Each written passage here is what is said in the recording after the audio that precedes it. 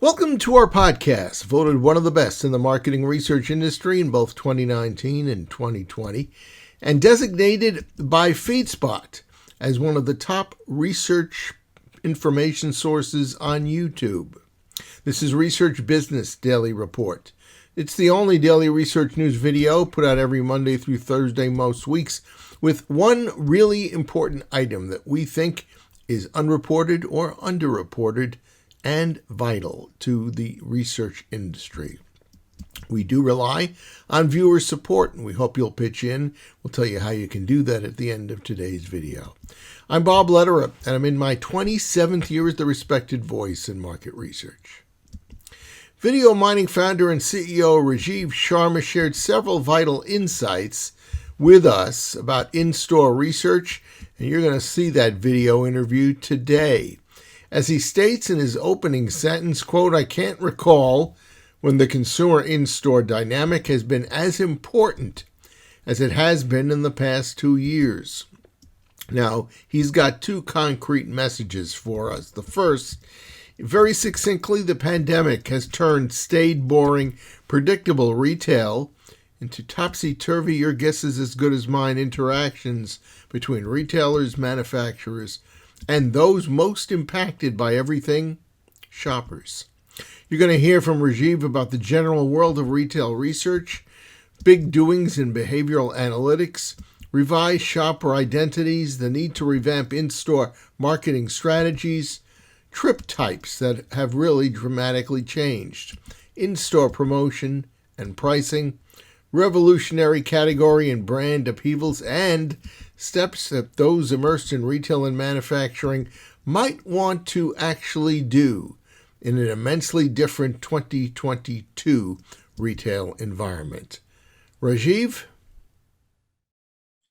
Thanks, Bob. I can't recall when the consumer in-store dynamic has been as important as it has been in the past 2 years. By that, I mean brands maintaining consumer loyalty and tracking how retailers, brands, and consumers react to the highly fluid marketplace. This has elevated the importance of in-store behavior analytics. How can shopper insights help in brand growth strategy? 3 fundamental ways. First, it lets you get closer to your shoppers. Second, it helps you identify and address inefficiencies in your marketing spending. Third, it helps you test new strategies rapidly using direct behavioral feedback from shoppers. More than ever, there's a need to understand your category shoppers and see if your strategy is aligned with them. Think you know who your shoppers are? If you have not been earnestly tracking that, you'll be surprised to see how much it has changed in the past 2 years. Some categories have seen 20 to 30% shifts in gender composition or significant skews towards younger shoppers. Trip types in which your categories shop may also have changed. Product preferences may have changed due to multitude of consumer trends. These changes are reflected in the in-store dynamics in the category, the way shoppers navigate the category, how they engage at the shelf, how they interact with the products, and drivers of their purchase decisions. Thus, it's important to somewhat regularly take fresh look at your category's shopper fundamentals. The latest fact-based insights from in-store behavior can inform marketing decisions that will resonate much better with today's shopper. I also want to emphasize that there are rampant inefficiencies in today's trade and shopper marketing. And guess what? Today is the best time to challenge the status quo.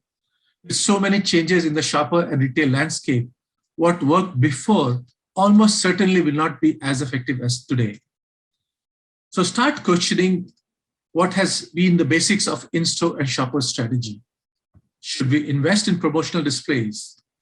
Given shifts in shopping patterns, what are the best locations for your displays today? What are the best combinations of display and price promotions? The number of SKUs, the value of costly category reset planned by a retailer. And how can you motivate a retailer to pay attention to shoppability and conversion issues in your category?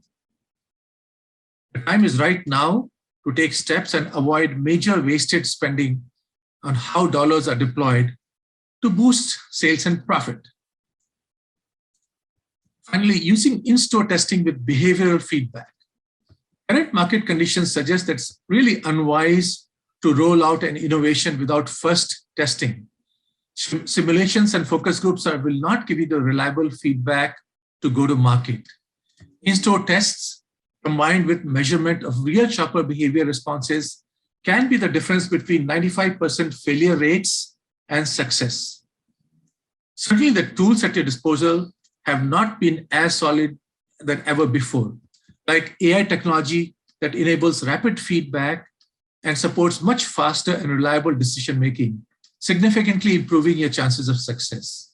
With behavioral data from millions of shoppers, rapid in-store tests can take guesswork out of your revenue growth strategy.